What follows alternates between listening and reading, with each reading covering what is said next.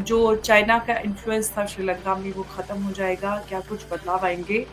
और defence cooperation के बाद कितना मजबूत रिश्ता भारत और श्रीलंका के बीच में हो जाएगा? एनडीडी का वहाँ पे सफाया हो गया था 10-15 साल पहले। 1987 में इंडिया ने अपनी पीस कीपिंग फोर्स श्रीलंका में भेजी थी। राजीव गांधी के ऊपर असैसिनेशन अटेम्प्ट्स हुए थे। जय हिंद, नमस्कार, मैं अंबर ज़ैदी स्वागत करती हूँ आप सबका एक बार फिर से हमारे आज के कार्यक्रम में और आज बात करने वाले हैं हम प्रधानमंत्री मोदी की ऑफिशियल फॉरेन विजिट्स पर, जहाँ पर प्रधानमंत्री मोदी जाने वाले हैं श्रीलंका और श्रीलंका जाकर वो श्रीलंका के प्रेसिडेंट अनुरा कुमारा दिसनायके से मिलने वाले हैं और उम्मीद ये की जा रही है इस श्रीलंकन विजिट के बाद कई सारे एमओयूज़ साइन हो सकते हैं, एमओयू एक्सचेंज होंगे और सबसे ज़्यादा उम्मीद और सबसे बड़ी दावेदारी ये की जा रही है कि डिफेंस कोऑपरेशन श्रीलंका और भारत के बीच जो होता हुआ नज़र आएगा। दिसनायके जो हैं वो प्रेज़िडेंट हैं श्रीलंका के और मोदी जी श्रीलंका जाने वाले हैं, 4 अप्रैल को वहाँ पर होंगे और अब ये कई सारे सवाल हैं कि डिफेंस कॉर्पोरेशन होगा, वैसे भी हम जानते हैं कि श्रीलंका को चाइना के कर्ज के जाल से निकालने वाला भारत ही है, डिफेंस कॉर्पोरेशन भी अब हो रहा है। तो क्या पूरी तरह से जो चाइना का इन्फ्लुएंस था श्रीलंका में वो खत्म हो जाएगा? क्या कुछ बदलाव आएँगे?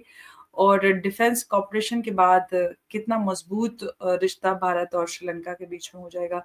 ये सारे सवाल हम रखेंगे, उमेश जी हमारे साथ हैं। बहुत-बहुत स्वागत है उमेश जी आपका। जय हिंद, नमस्कार। जय सिया राम अंबर जी। जय सिया राम।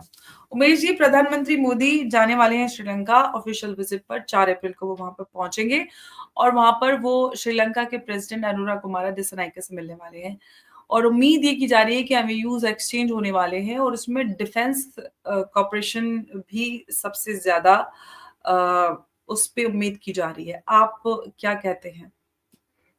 क्या कुछ हो सकता है? देखिए, मैं कॉन्टेक्स्ट देना चाहता हूँ इंडिया और श्रीलंका के बीच में हिस्टोरिकल टाइप्स की। जी, देखिए, आपको मालूम होगा कि श्रीलंका में सबसे ज़्यादा वहाँ पे मेजॉरिटी पॉपुलेशन सिंहला की है जी, और उधर तमिल्स भी एक तरह जाफना पेनिनसुला में रहते हैं। और वहाँ पे एक तरह से आर्म्ड कॉन्फ्लिक्ट्स बहुत चल रहा था between the Sri Lankan forces and the LTT.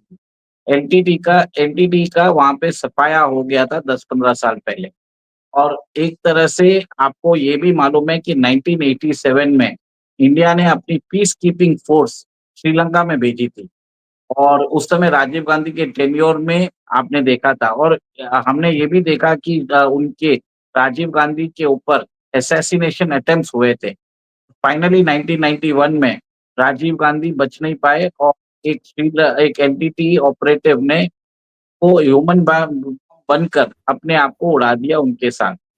तो जी। और जो इंडिया का इन्वॉल्वमेंट था आईपीकेएफ में, उस हुँ, समय जो अनुराग कुमारा दिसानायके की पार्टी है जेवीएम, हुँ। उन्होंने इंडिया का इंटरवेंशन को अपोज किया था और जी, एक 2000 में भी उन्होंने मैसिव रैली की थी। मतलब ये पार्टी ऐसी है, it is known to be a Marxist party, communist party है और इसको एक लैंडस्लाइड विक्ट्री मिली थी 2024 प्रेसिडेंशियल इलेक्शंस में। उस पार्टी से एक्सपेक्ट करना कि वो भारत के साथ डिफेंस एग्रीमेंट साइन करना है, ये एक बहुत बड़ी बात है। ये कैसे है वो बताता हूँ। आपको मालूम होगा कि राजपक्षे गवर्नमेंट थी उधर, वो है जी, टोटली प्रो चाइना गवर्नमेंट थी।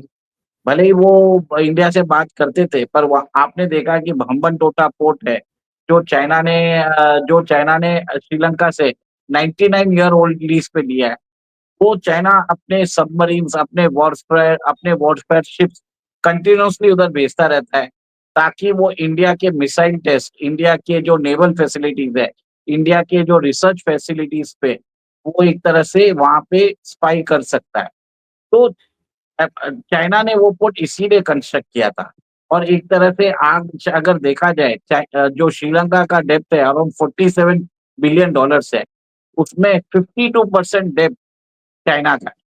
और चाइना ने जो काम किया है, उन्होंने उसको डेब्ट ट्रैप डिप्लोमेसी के थ्रू श्रीलंका को अपने गिरफ्त में ले लिया था। उनकी इकोनॉमी प्रॉब्लम हो गई थी।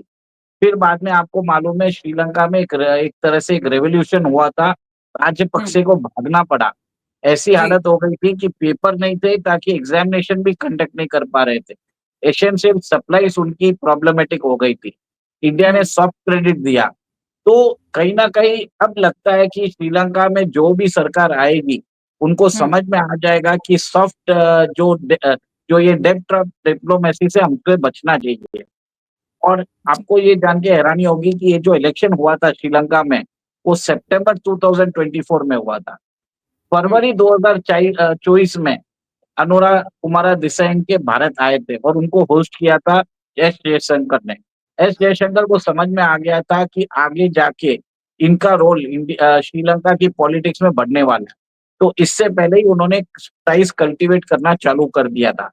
हमने बहुत बार अभी सुना होगा कि अदानी के कॉन्ट्रैक्ट्स कैंसल कर दिए गए थे। एक तरह से भारत का ये इन्फ्लुएंस कम करने की कोशिश कर रहे हैं। देखिए वो सब तो जियोपॉलिटिक्स में चलता रहता है, ठीक है? बट आप ये चीज़ देखिए ना कि जब ये सितंबर में जब ये इलेक्ट होके आए, इन्होंने फर्स्ट ओवरसीज़ विज़िट इंडिया में की थी। जबकि आपको मालूम है मुज़ु पहले टर्की और चाइना जाके आए थे। ओली वो भी चाइना जाके आए थे, ठीक है? जो नेपाल के प्रधानमंत्री हैं। और आपको ये भी मालूम है कि ये मुज़ु ये भी अभी चाइना जाके आ रहा है। तो सब ये लोग सजदा करने चाइना जाते हैं, ठीक है? और यहाँ पे आपने देखा है कि ये श्रीलंका के जो राष्ट्रपति है विथ नॉन चाइनीज़ मतलब उनकी वो मार्क्सिस्ट आइडियोलॉजी फॉलो करते हैं, कम्युनिस्ट आइडियोलॉजी फॉलो करते हैं, वो भारत के पास साथ आ रहे हैं और first time in the history India और श्रीलंका के बीच में डिफेंस पार्टनरशिप एग्रीमेंट साइन होने वाला है। डिफेंस पार्टनरशिप एग्रीमेंट साइन होने के अलावा India is promoting lots of infrastructure projects in Sri Lanka. वहां पे एक सोलर प्लांट बन रहा है। सोलर प्लांट का इनॉग्रेशन शायद वो भारतीय प्रधानमंत्री करेंगे। और एक तरह से आपको मालूम है कि श्रीलंका के अंदर हमारा जो सिर्फ जियोपॉलिटिकल नहीं है, कल्चरल ट्राइस भी है।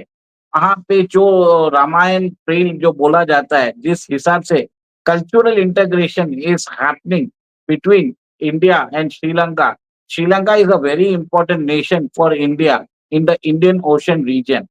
और आपको ये भी मालूम होगा कि इंडिया ने जनरस एड दिया है श्रीलंका को। उनकी जो इकोनॉमिक कंडीशन थी वो खराब हो चुकी थी, सॉफ्ट क्रेडिट दिया है। और एक तरह से उनकी जो एक तरह से बोलता जाता है कि इंडिया ने श्रीलंका को क्राइसिस के टाइम पे उबारा है, उनको एसेंशियल सप्लाईज दी है। एक तरह से नेशन आज बचा हुआ है, वो इंडिया के कारण में ही बचा हुआ है। और ऐसा नहीं है कि इंडिया श्रीलंका में कोई काम नहीं कर रहा है। इंडिया की जो अदानी पोर्ट है, वो कोलंबो पोर्ट सिटी में वो अपने प्रोजेक्ट्स बना रहे हैं। इंडिया इंफ्रास्ट्रक्चर डेवलपमेंट कर रहा है। और एक तरह से इंडिया की पॉलिसी नहीं है कि आप वो डेब्ट ट्रैप की है। It is a policy of mutual coexistence. और एक तरह से development it is based on development rather than subjugation.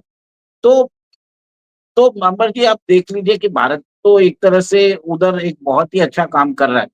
अ, उमेश जी, प्रधानमंत्री मोदी श्रीलंका के बाद तमिलनाडु जाएँगे, जहाँ पर वो पबन ब्रिज का इनॉग्रेशन करने वाले हैं। उसका क्या सिग्निफिकेंस आप देख रहे हैं? देखिए ये जो पंबन ब्रिज है वो 1918 में बना था, ठीक है? और कुछ वो ब्रिज अभी ऐसा है कि उसकी जो लाइफ स्पैन है वो खत्म हो चुकी है। तो भारत ने ये ब्रिज 2019 में बनाना चालू किया और अब जाके वो उसका इनॉग्रेशन करेंगे।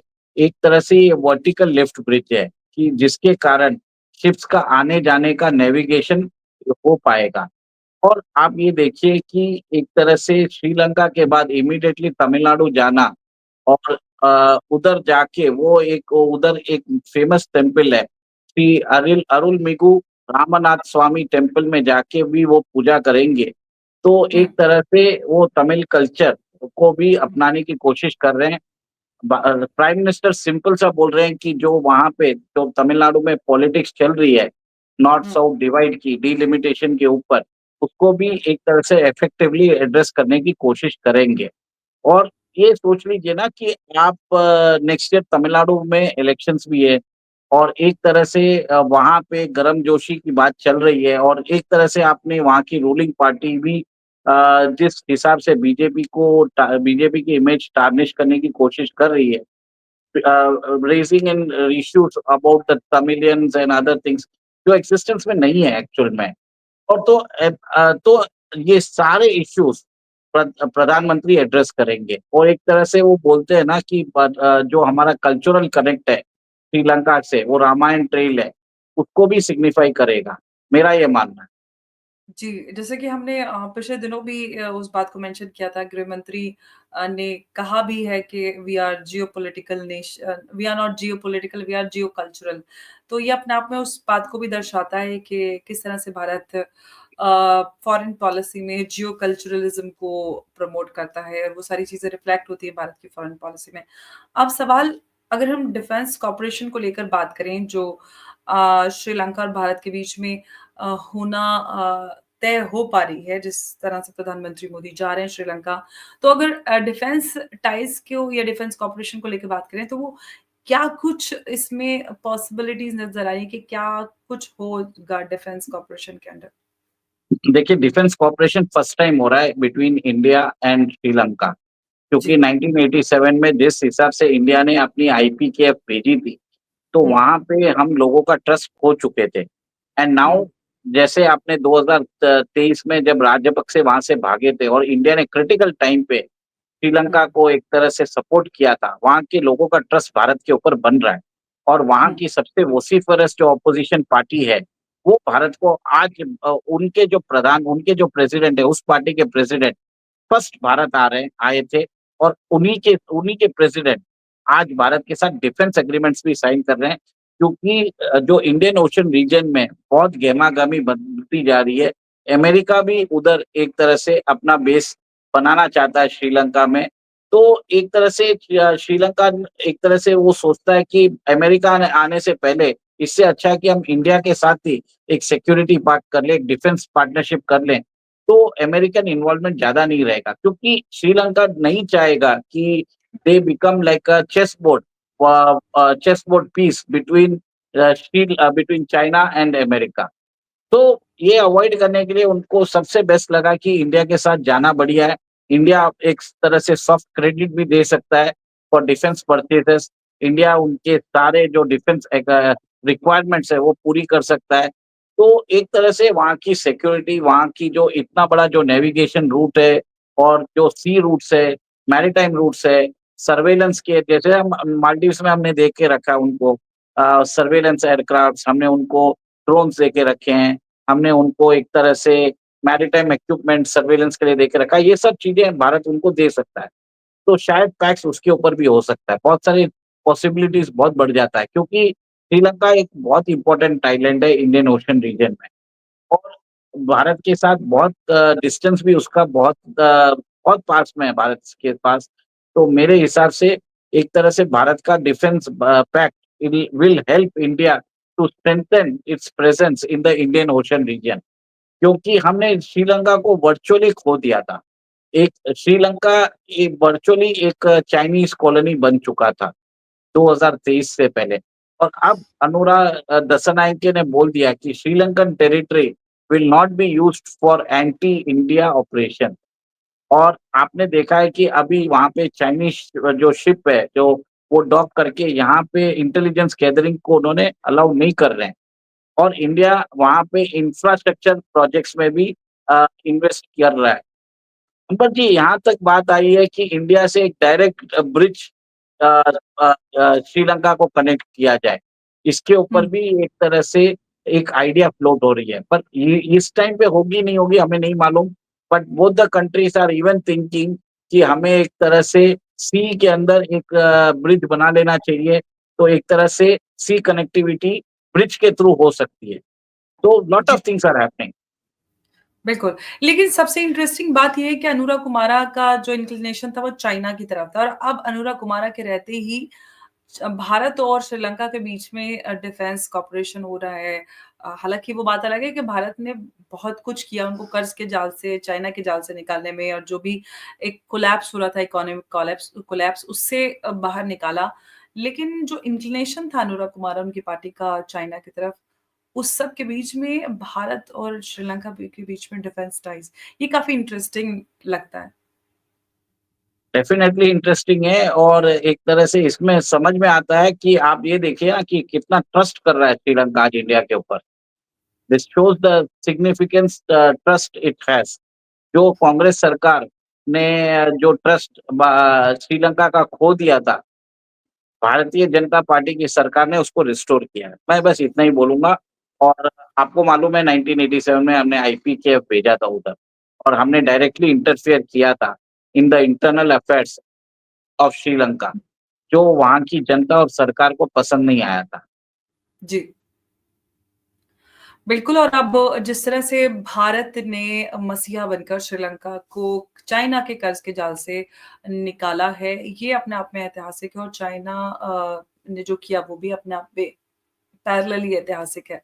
लेकिन जिस तरह से आपने बात की कि श्रीलंका में जो आम लोग हैं, जो श्रीलंका की जनता है उसका ट्रस्ट जीता है मौजूदा सरकार ने और जिसकी वजह से हम ये कई सारी अनहोनी या एक अचंभित कर देने वाली बातें देख रहे हैं। अनुरा कुमारा जिनकी पार्टी का इंक्लिनेशन चाइना की तरफ रहा है, उनके रहते हुए भारत और श्रीलंका के बीच में डिफेंस कोऑपरेशन होना ये अपने आप में बहुत बड़ी बात है, काफ़ी इंटरेस्टिंग फैक्ट नज़र आता है। लेकिन ये सारी चीज़ें पॉसिबल हो पा रही हैं प्रधानमंत्री मोदी के रहते क्योंकि जिस तरह से फॉरेन पॉलिसी भारत की नज़र आ रही है, वसुधैव कुटुंबकम वो रिफ्लेक्ट करता है और अभी बीते दिनों गृह मंत्री जी ने संसद में जो बयान दिया, वो भी अपने आप में उसी बात को से जाके कनेक्ट हो जाता है कि we are not geopolitical, we are geo cultural country.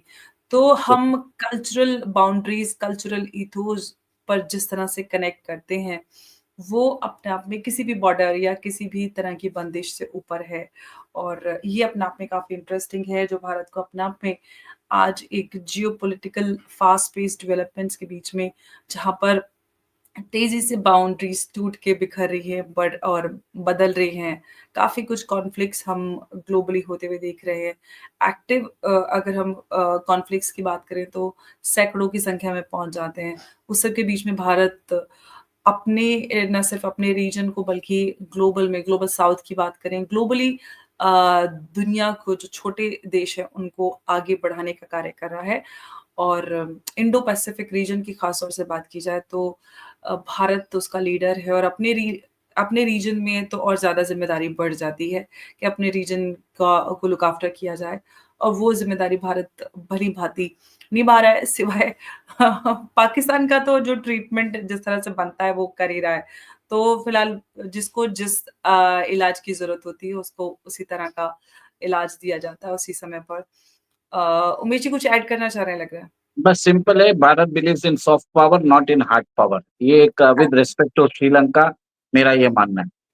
जी, बिल्कुल और वो भारत की पॉलिसी में नज़र भी आता है। हम कभी किसी के ऊपर सामने से जाकर वार नहीं करते और कोई वार करता है, तो उसका वार उससे 100 गुना बड़ा वार जवाब में दिया जाता है। उमेश जी बहुत-बहुत धन्यवाद आपका हमारे साथ आज की इस चर्चा में जुड़ने के लिए। नमस्कार, जय हिंद, जय भारत। जय सिया राम। जय सिया राम।